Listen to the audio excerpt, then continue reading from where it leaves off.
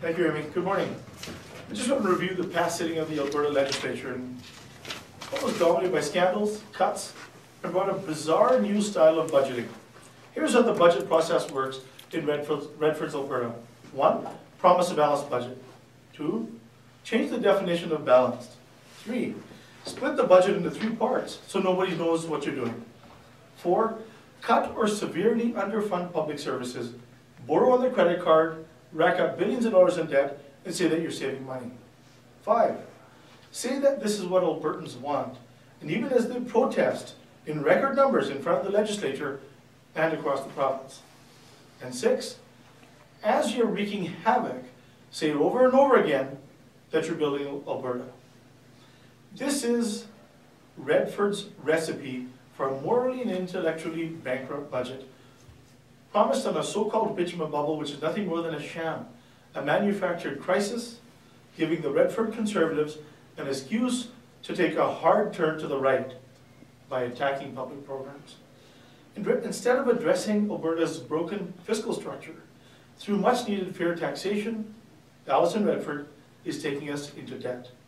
Instead of protecting and improving vital public services, Alison Redford is damaging them.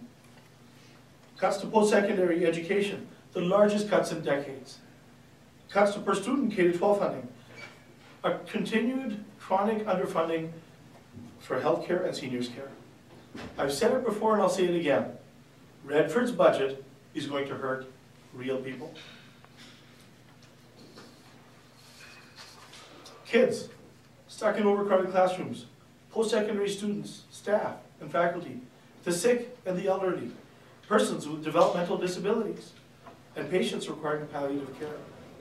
One thing I hope that the Premier has learned from this disastrous legislative session is that she needs to look up from her spreadsheet from time to time and realize that people are not line items, and that public services are not expenses. Vital public services are not expenses to be cut.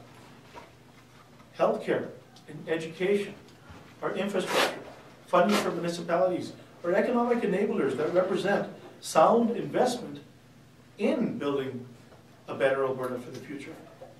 Amidst the steady stream of scandals, this is a point that's all too easy to miss. Nonetheless, I hope that Premier Redford will see that her morally and intellectually bankrupt budget is an unfolding disaster, and I hope that she will flip-flop and take action and undo the damage. And I'll pass it over to Lori to tell you how legislation is passed in Alberta.